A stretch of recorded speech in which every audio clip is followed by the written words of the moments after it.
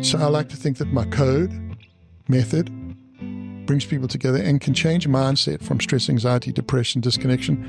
I call it a sad mindset to what I call a code mindset, a mindset that is committed, that's optimistic, that's disciplined and engaged, both with oneself and both engaged with others.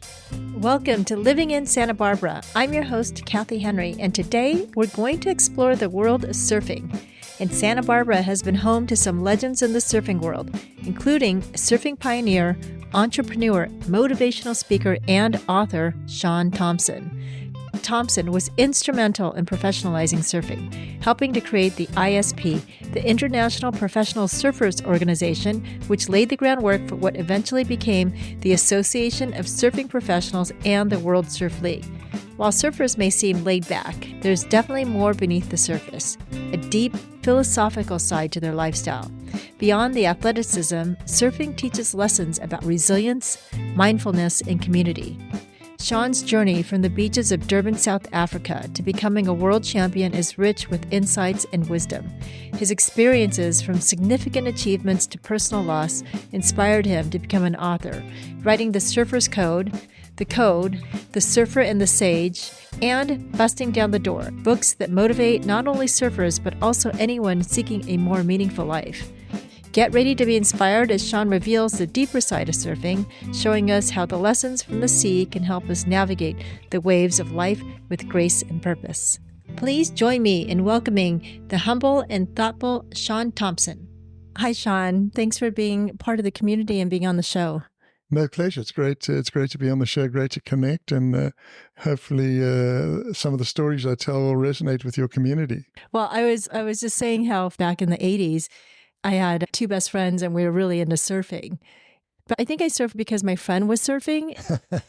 She was just such a big fan of you and Tom Curran and Tom Carroll. She had posters of you guys all over her walls. Oh, that's funny. It's so funny. I have a good relationship with both those guys. Tom Curran I competed against in his very first pro event, actually in Huntington in 1981. And I could see then that he was going to be a great surfer. I won the event, and then he got second and then embarked on his career a couple of years later. And then Tom Carroll I sponsored with my brand Instinct to 2 world titles. In fact, 1985, he got first and I got second. We had battled it out the entire year, and it's going to be wonderful to be able to bring my brand Instinct back. We'll be selling here in the local surf shops in spring 25. So that's something very exciting for me currently. Yeah, that is great. And I think I just sent my other friend a message because, the 80s were kind of a golden era for us. And it was, I think also for you, maybe. I mean, you had won your world title in 77, is that? Correct. Yeah, I was lucky. I had a long career. I competed in the 70s, competed right through the 80s. In fact, I retired in 1990. Uh-huh. So it was a cool period. A lot of neon, fluoro. I call it the electric 80s. Yeah, that was so. And then the laid back 70s. The Madonna age. Yeah, very much so. Yeah. So, but I think she might have worked for Solitude, which is one of your old companies. We had a brand, my wife and I had a brand that we started right here in Santa Barbara, which was called Solitude. Mm-hmm. And the Instinct I sold after I retired from the Pro Tour in 1990. And then I worked for Patagonia for a couple of years, which was a wonderful experience. And then we started Solitude, and ultimately we worked and built it up and sold it to a publicly traded company. So apparel and being in that business has really been part of my blood. And, I definitely helped create the surfing industry and the professional surfing. Yeah. So it's been a super fun ride for me. Mm-hmm. No pun intended. Yeah. Yeah, no pun intended. Okay, so let's go back. So you grew up in South Africa, in Durban, is that? Yes, I grew up in a place called Durban, South Africa, a pretty big town, about 3 million people, right on the coast, kind of like a small version of Miami, except we were very lucky that right out in front of our apartment was just fantastic, consistent surf. So I was very lucky. I had a father that loved the beach, loved the water, taught me how to swim and body surf. He'd been a surfer in his youth, mm-hmm. But was very badly attacked by a shark in his early 20s, but never lost his love for the ocean. So we were in the ocean since we could walk, and he was a great supporter and would come and help me in surfing competitions, and not just support me, but support many many other young kids. He was a very, very powerful force. And we were talking a little bit earlier about parenting. You know, I think the one thing that all of us can give our children, and that's our time, because life is so busy and children are, you know, connecting up with social all the time, and they kind of distracted, and then we're distracted. And, you know, those times when you can put down the cell phone, put down the computer, close the computer, are very special times. Yeah. So your father must have been a major influence in your life. It seems like he was very resilient and had a great attitude. Is that where you think you got your attitude from? Or Absolutely. My father had an incredible attitude. I mean, you can imagine being one of the best swimmers in South Africa at the time and training for the Olympic Games, and then a shark attack just destroys it all. But he never, ever had any bitterness. He was just optimistic, positive, hopeful, and very focused on athletic success. But he wasn't sort of the father that's like hovering over your shoulder, demanding success. He was the father that's supportive and encouraging. He never ever once said to me after an event, you should have, would have, could have done it. You know what I mean? He never ever scolded me or chastised me. He gave me all the responsibility when I was competing in a heat. And all he gave was advice and encouragement. And I think as parents, that's the best thing we can do. You know, I think those parents that are in the stands screaming and shouting at their children and at the other people in the stand, I don't think that's a very good way to be as a parent. I think, you know, I understand that I really appreciated the kind of softer approach that my dad had. And yes, he loved it, and we both enjoyed my competitive success together.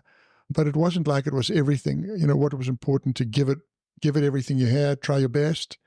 You know, he used to say to me, when you win, you got to win like a gentleman. When you got to lose like a man. Yeah. And I mean, there's no kind of sexist aspect to that. It's just, you know, for anyone, a guy or girl, you win with honor and you lose with integrity.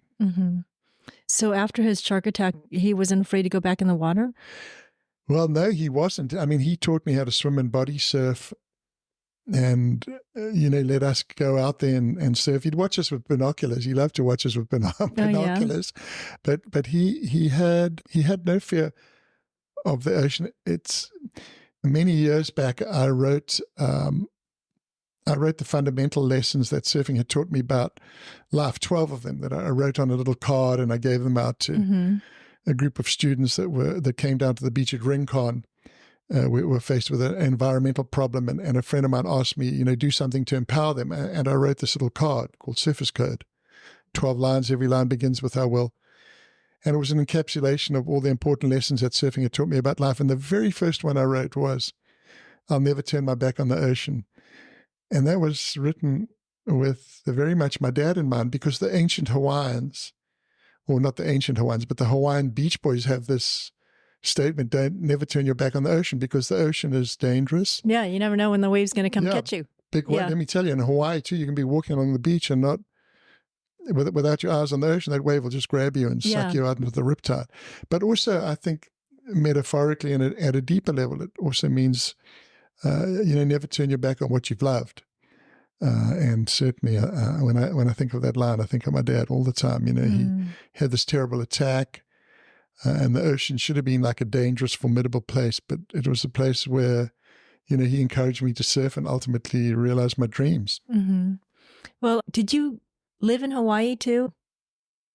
Well, I never actually lived in Hawaii, but I spent 3 months of every year in Hawaii for about 20 years. We'd go there to compete during the winter season, because that was the place of the most formidable, challenging waves. That's where all the big surf contests were. And if you wanted to become known as a surfer, that was the place to go. So 3 months of every year I'd spend there. They called it the North Shore. Yes, yeah. The North Shore of Oahu, surfing all the different breaks. They call it the 7 Mile Miracle. It's like 7 miles between Haleiwa in the south and Sunset Beach in the north, and that's some of the greatest waves in the world. So you know, have Haleiwa, also great venue for surfing competitions, all the way through to these other breaks. There's a great wave called Laniakea, and then Waimea Bay, and then you have the stretch with Pipeline and Rocky Point, and then Sunset Beach. Just amazing waves, very challenging, very dangerous. But if you want to become known as a surfer, that's where you had to go and show what you were made of. Wow. So how big were the waves in South Africa? And then you went over to North Shore to surf?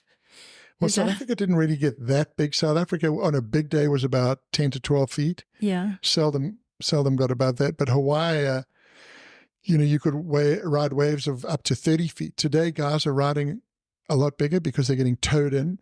Yeah. But about the maximum size you can ride paddling into waves about 30 feet. Uh-huh. But today, there's no limit to how big a wave can be ridden when a guy's pulled in by jet ski. I mean, 60, 70, 80 feet. It's amazing. Crazy. It's crazy. It's amazing what the guys are doing. Yes, they have protection, they have flotation vests, and they have people on jet skis who can be there to rescue them. But still, it's a lot of danger, a lot of thrills, a lot of excitement. Have you ever gone to Mavericks, or was it Nazare? Yeah, Nazare, I think, is the place where perhaps they have the biggest wave in Portugal. It's really an intimidating wave that comes up out of very deep water and then gets magnified by the submarine canyon. I've never ridden those waves. When I retired from the tour, I stopped with the life and death stuff. So, I risked my life for 20 years on the tour. Yeah. And then it was time to do something different. But I still love surfing. But life and death, I've been there and done that. Yeah. Wait, so you competed in the Pipeline, is it called the Pipeline Masters? The Pipeline Masters, yes, I won the Pipeline Masters. I was the youngest guy to win it. How old were you back then? I was 19, but today I think every record that I had was broken, especially by Kelly Slater. I think he broke every record. But you're still a legend. But legend in my own mind, I like to say. But I surfed, I competed in the Pipeline, and it was very exciting because not only to win the event, but my dad had flown over to watch me compete, and he was on the beach. Oh, yeah. When I won it. So that was a very special moment. Yeah. Well, it must be great because you grew up as a beach rat. Yes? Yeah, I grew up as a beach boy. Yeah. Yeah. I was on the beach all the time with my family. We'd go away not every weekend, but we'd go away about once a month on a little surf trip down the coast or up the coast. And surfing and the beach were just part of our lives. Well, it sounds like a great way to bond with your dad. Great way to bond with my dad and my mom and my brother and sister and our friends. It was a really wonderful community, and surfing is a wonderful way to bring people together. Mm-hmm. I lost my wife and I lost our beautiful son in 2006 when he was 15 and a half. Mm-hmm. And after that, I wrote a book and about the Surfers Code, and I started speaking at events. People would invite me to speak at corporate events or religious events or school events or university events. Mm-hmm. And I started to tell stories about surfing, metaphorical stories. Mm-hmm. And I found that surfing is an amazing way to bring people together. Yeah. The world is very divided. It's very turbulent. You have Democrats on one side of the valley, you have Republicans on the other, and there's just a big black hole in between. And I found that, when I tell my stories are spiritual, my stories are very connective. And my stories bring people together and help people realize that while we might be different, we have the same values and we have the same purpose. Yes. And what is that purpose? The purpose is identified. Everyone writes their code during my presentations. I tell a story about courage and commitment. I tell a story about perseverance and resilience. And I tell a story about interpersonal connectivity. Everyone writes their code. And then everyone shares their code, which is beautiful. I will pray. I will have faith. People write really beautiful words. Mm-hmm. And then I ask people, I want you to share your life purpose. Life purpose defined by 2 lines of code. Firstly, I will be better. Give me a line about being better. I'll be a mentor. I'll be a teacher. I'll live a life of integrity. I will be a lifelong student. People just write amazing words. And then I ask them, that's one half of life purpose. Now share the other half, which is I will help others be better. And then people will write these beautiful words. I'll be the light in the darkness. I will lift people up when they're down. Mm-hmm. I'll be kinder. I will do what I say I will do. I will donate. I will volunteer.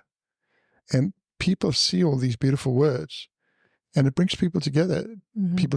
Takes people away from the darkness into the light. Yeah. Well, it's important right now. I think there's a lot of people that are getting lost in all the distractions of... People are lost. And I'll tell you what, I have seen, and it's not a belief, but I have seen, because since COVID started in February 20, I've asked about 250,000 people, text me a word that describes how you're feeling. And the 4 most frequent words, this is from 250,000 people, so that's a big data set. Yeah. Stress, anxiety, depression, and disconnection. Yes, there's hope, optimism, and other positive words, but those are the 4 most frequent words. And I believe that disconnection is the fundamental cause of stress, anxiety, depression, and it's disconnection. Not just being disconnected from each other, but being disconnected from our fundamental purpose. So I like to think that my code method brings people together and can change mindset from stress, anxiety, depression, disconnection. I call it a sad mindset to what I call a code mindset, a mindset that is committed, that's optimistic, that's disciplined and engaged, both with oneself and both engaged with others. So that's what I do. That's what I've been doing for about 20 years now. And I love it. I love sharing my perspective. Yeah. I love telling my stories. And I love showing people how to use the code method and write their own code and use the code in any way people want. I say, this is open source code. Use it with your sports team. Use it with your family. Use it with your colleagues at work. Use it with your church group. Whatever. Just, it's there to be used. Surfing gave it to me, and now I give it to everyone else. Yeah. I mean, it'd be great if everybody just took a moment and did the code. It's awesome. Yeah, it might change the dynamic. Absolutely. Yeah. It's like a reset. It's like, when your computer, it's like not working that properly, and it's like, yes, you just press the reset button. And that's what the code is. It's like a 15-minute reset. Yeah. It's amazing how powerful it is. It's amazing how transformational it can be. I mean, I get so many letters, oh, the code changed my life. I lost 50 pounds as a result of the code. My relationship with my son is better as a result of doing the code. So this simple method that surfing gave me has helped millions of people. Now, is that the same code that you wrote at Rincon? Well, that's how it started. So my code, I wrote 12 lines, 105 words. Every line begins with I will. But I encourage people to write their own code. So everyone gets together, like if I do a group, if it's 1,000 people, 5,000, 100, 50, everyone sits with a sheet of paper in front of them. They write their 12 lines. Every line begins with I will. You just write your future. Yeah. You write your present, you write your past, 12 lines. Every line begins with I will. And then people share it. But the main thing is just to spend 15 minutes with a clear mind and go for it. Paddle over the edge. I will what? Like for me, I will take the drop with commitment. Yeah. Well, I was thinking about you as a surfer turned motivational speaker. And I was thinking about back in the 80s, why were we such fans of surfing and surfers?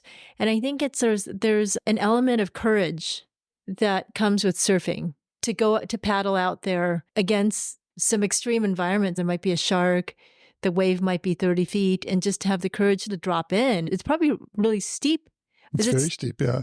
Yeah, surfing can teach you so much because certainly it's a turbulent environment. Yeah. It's a unpredictable environment.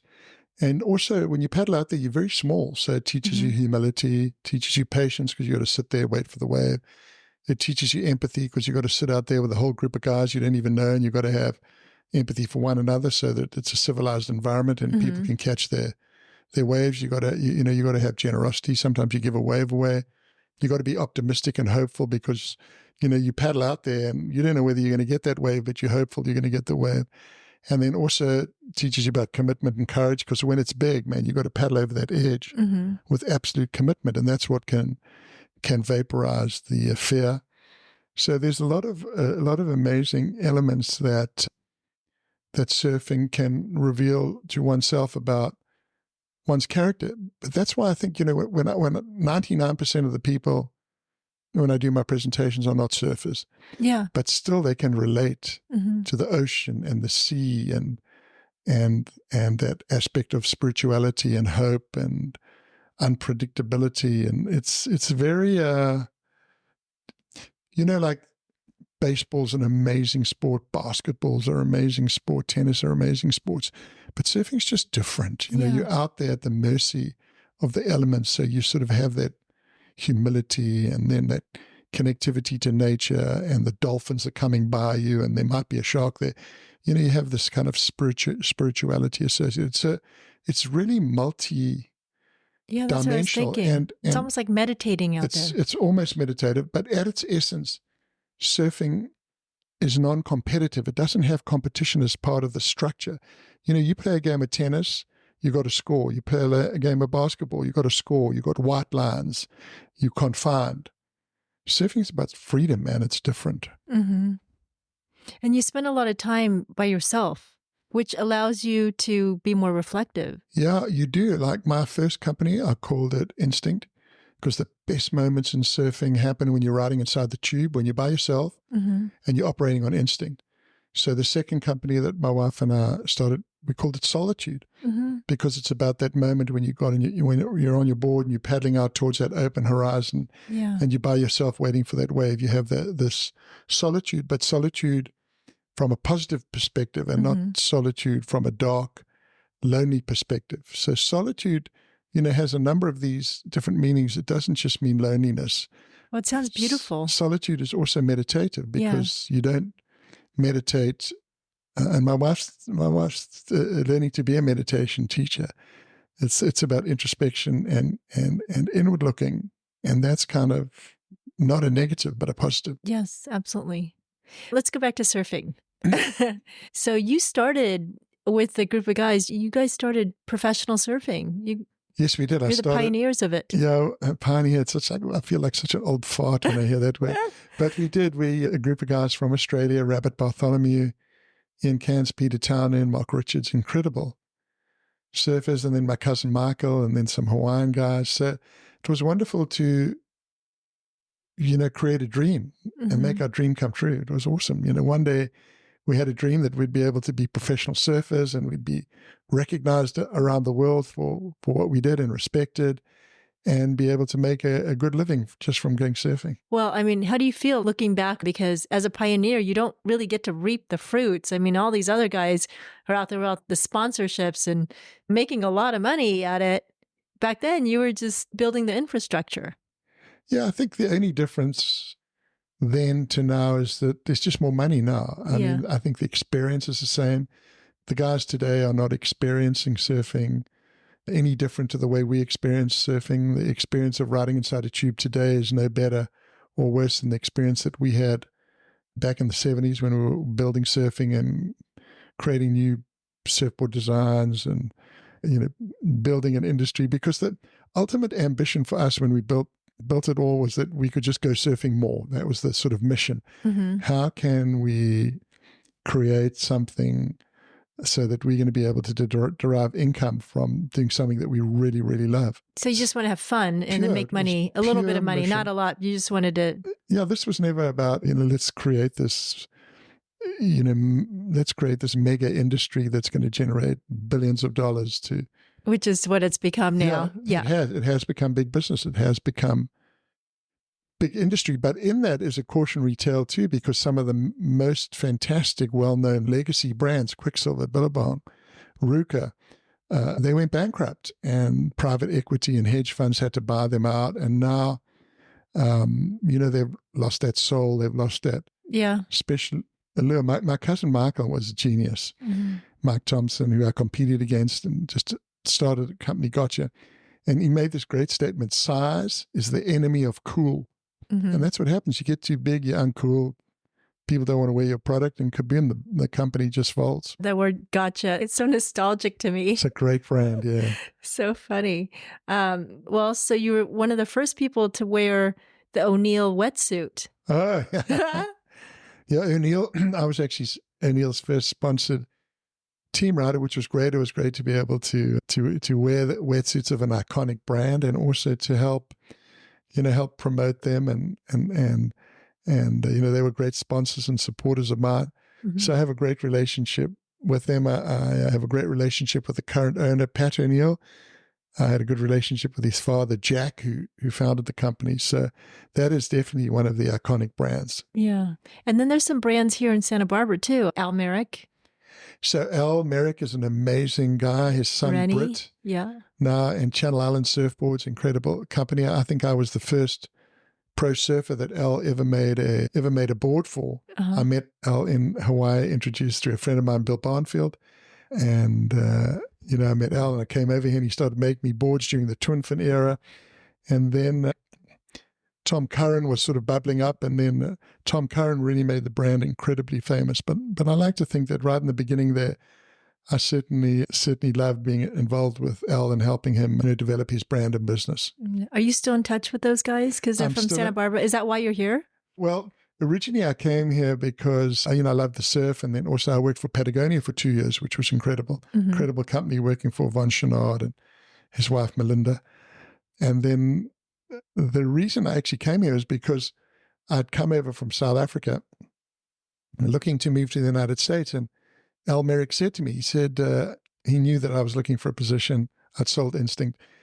And he said, "Hey, Shaun, there's this little company down in Ventura. They make cool fleecy jackets." And I said, "Who are they?" He said, "It's called Patagonia." And I said, "I've never heard of Patagonia. The only Patagonia I know is a mountain range in Chile." He said, "No, they make fleecy jackets and the owner's a surfer." So I went down there for an interview and then worked for them for a couple of years and loved it. And then my wife and I started our own brand called Solitude. But it was amazing to work for such a purpose-focused company, and a company that's focused on making the world a better place. So after your surfing career, you were inducted into a couple of Hall of Fames? Yes, I was. I was inducted into the South African, the US, and the Jewish Sports Hall of Fame. So a few halls of fame, and it's been been a great honor. I feel very very honored. Are you still surfing? I still surf. Yeah, like I say, not in the life and death stuff. And in Santa Barbara, the only negative is that during summer it's kind of a long haul. Not much surf here. In summertime, you got to do quite a bit of driving. But I love Santa Barbara, and I love where we've settled. And I have a 14-year-old son. My wife and I have been married for 37 years.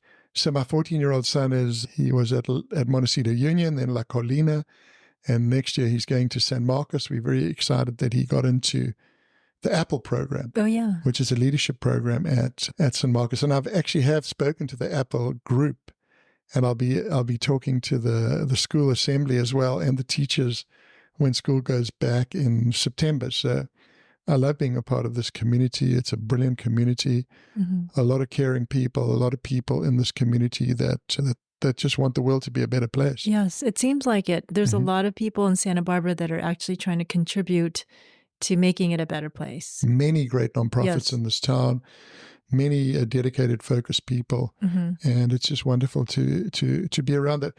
When I go around the world and I tell my stories, I tell the story of Rainbow Bridge, and I tell the story about how the shoeman grew up on Santa Cruz Island and started starving, and Hutash, the Earth Mother, created a magic bridge so they could go from Santa Cruz all the way over to the mainland. And, it's a wonderful metaphor, that Rainbow Bridge, because that's certainly a way it's a metaphor for how we can bring people together in this divided, turbulent world. This Rainbow Bridge is, for me, I always think of it like you got one political group on one side, you got another political group on the other, you got a big black valley. How they're going to connect? They can connect through the Rainbow Bridge. And part of that is through the code. Well, I think the code is also an amazing way for people to connect with their true purpose and also with each other, because the sharing process is really amazing. And I do this with schools, universities. We've even done it here at Santa Barbara County Jail. Okay. So I had an amazing experience with Sheriff Bill Brown invited me to talk to the male and female prisoners, or female inmates. They call them inmates. And Sheriff Bill Brown's primary focus is to rehabilitate and not have the inmates come back ever again. Yeah. He tells them, I never, ever want to see you again. Yeah. I want them to come out of prison. I want them to start leading fulfilling, productive lives. And I worked with a group of inmates, and everyone wrote the code, 12 lines. Every line begins with I will. And then one at a time, they got up and shared their code. They read it out loud. I will live a new life. I will live a life of integrity. Just people write really cool stuff. So it came to one guy, and here's a as I remember, he was a big, strong guy. And he starts reading his code. And he comes to a line, I will forgive myself, which is an amazing, cathartic, liberating statement. And he starts crying. And I look and I go, wow, what's going to happen now in a prison when a prisoner showed such a vulnerability, especially the big tough guy? Well, all the other prisoners started crying, and they all came around him and hugged him. So it was an amazing moment of support and catharsis and also connectivity. With that vulnerability, I think came great connectivity. And I see it when I do my presentations, that when you're vulnerable and when you commit to a positive path and you share it, you connect with people at a deeply emotional level, and also you create a wave of positive emotional contagion throughout that group. So all of us have got this great power. And I went back to grad school a number of years back because I was fascinated with the study of leadership, how leaders can use their power and knowledge and experience to influence and inspire others to reach their goals. And I came across this really interesting, or two studies. One is about emotional contagion, how all of us have power through our emotions to influence the emotions of others, negatively and positively. But in the academic theory, they thought it could only happen in face-to-face interactions, personal interactions. It's part of a study they called group dynamics. And then I came across another study of nearly 700,000 people with Facebook and the National Academy of Sciences. And they showed that there's evidence of massive scale viral emotional contagion. So you can influence people virally by what you tap out on Facebook, Instagram, Twitter, X, whatever medium you use. So all of us. Well, we see the media. Yeah, absolutely. And the study was done 6 years ago, before this massive explosion or implosion of social media, and how it can be for the good and how it can be used for the evil. It's like... Not even just social media. I mean, media in general. Absolutely. Yeah, that's what's causing the stress and the anxiety, is that all we're being fed is negativity. Negativity sells, unfortunately. Yeah. And it's been very, very, very sad to see what's happening on college campuses. And yes, everyone has a right to protest, but not to show such extreme hatred towards another group because they have a different opinion and because they might be a different religion. Yeah. So this whole anti-Semitism that's rebubbled up, for me, I thought America, this great country, had resolved that, but hatred lies dormant until people feel that there's no accountability for their actions. And I think to a great extent, that's what's happened. People can put on a mask. They can say and do what they want. Yeah. They can be anonymous. And, anonymity, I think, leads to lack of accountability, which actually leads to violence. So, but I'm doing my bit. I'm trying to do my bit, drop a stone, create a ripple, build a positive wave. That's what I try to do every day. There's many, many different positive interventions around the world that can be used to really help you find your North Star, help you find a different trajectory, help you find a different path. I like to think that the code is a really good, simple method. It takes 15 minutes, 12 lines. Every line begins with I will. And it's a great way, because I will, it's about self, it's about the future, it's about commitment, it's about imagination, it's about hope, it's about perseverance, it's about determination, and it's about engaging with the best part of yourself. When people write I will statements, when they write the code, they write the best version of themselves. They write the good version of themselves. And I think the more that can be shared around the world, I think we can all create this positive wave. Yeah. Well, how do they find out about the code? The code's really easy. You can go to my website, ShaunTomson.com, and you can download free the code worksheet. You can use the worksheet in any way you want. It's a bit of an explanation about what it is, what we try to achieve with it. So it's super, super simple. It's fun. I mean, I love doing it with all sorts of all sorts of groups. I mean, this week I did a really great group down in San Clemente. They're a real estate development company. The week before I did it with a trade show exhibit company.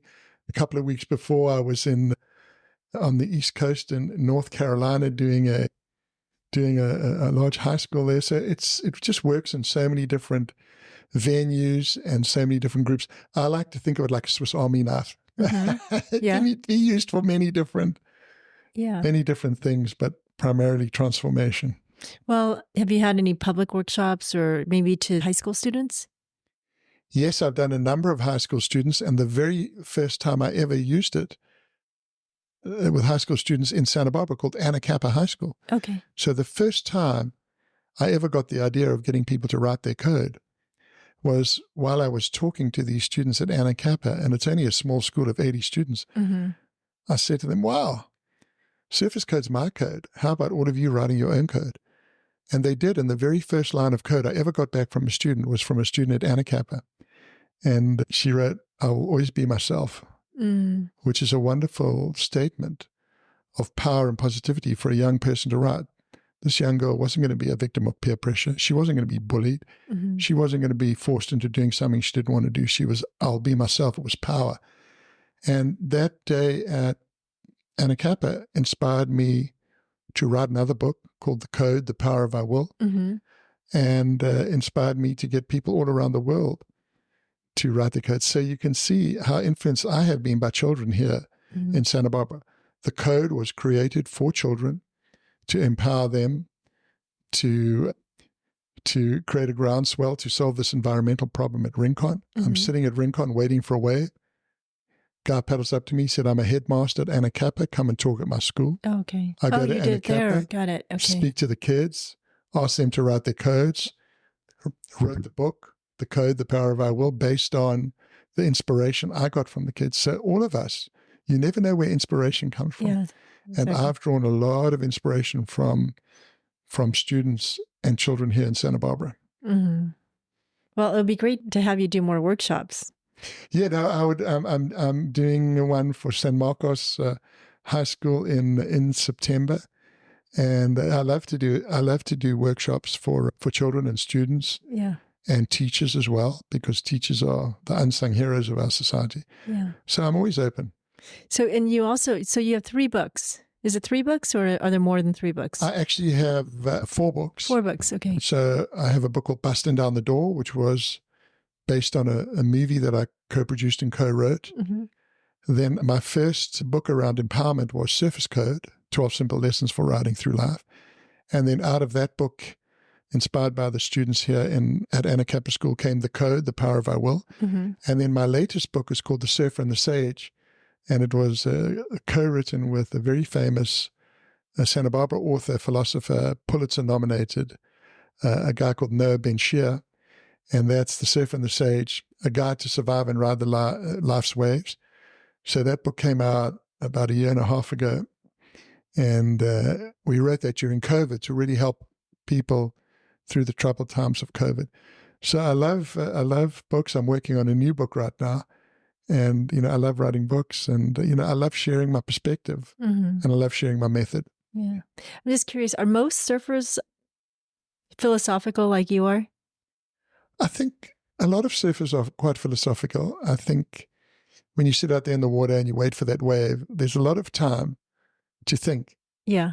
Because when we go surfing, in a 2-hour session, you might catch 15 waves, and that wave might be only 10 to 15 seconds long. So, you're only riding out of a 2-hour session. You might be riding for 3 minutes. You're just doing a lot of sitting still. Yeah. So for, you're sitting there for like 117 minutes with your thoughts. Yeah. So I think a lot of surfers are thoughtful, contemplative, spiritual. But I think there's 2 things that really define surfers and I think join us. One is hope. So surfers are hopeful and optimistic because you wake up early in the morning, you drive down there, you're just hoping you're going to get that good wave, you're going to get that good swell, and you never know. Maybe you're going to get it, maybe you won't. And then all surfers are inspired by stoke, which is that like Oh, yeah, that's another word. that From the ignition and that fire that you have in your heart Stoked. about surfing. And, it's like, are you stoked or unstoked? Yeah. That's kind of a defining part of life. Stoked or unstoked. That's funny. Okay, last question. Sure. Where's the best wave in Santa Barbara? Well, I think the best wave in Santa Barbara is Rincon. I mean, it's a legendary break. When the surf's good at Rincon, you can, get a wave of about half a mile. But you will be out there with lots of friends. Yes. And you will be out there with lots of people you don't know. So it's gotten very busy out there. But I still love getting out there every now and then and seeing if I can crack my wave. Yeah. Well, thanks so much for talking to me today and sharing the code with us. I love the book and that you're out there trying to help other people. No, it's been my great pleasure to chat. And if anyone wants to get hold of me, you can go to my LinkedIn page or Instagram or Facebook. I'm pretty active on social. You can always go to my website, shauntomson.com. And what do I try to do? Drop a stone, create a ripple, build a wave. Thank you. Pleasure. Thank you for joining us on Living in Santa Barbara with our special guest, Shaun Tomson. Today's conversation took us beyond the surface, exploring how surfing teaches us about life's greater truths. Whether you're a surfer or simply seeking deeper meaning in everyday life, Shaun's insights provide valuable guidance and wisdom about being present, respecting nature, and helping others along the way. We hope Shaun's journey encourages you to live more mindfully and purposefully. For more information about Shaun, the code, his keynote talks, or his books, please visit ShaunTomson.com. That's spelled ShaunTomson. Until next time, stay connected, stay committed, and keep riding the waves of life.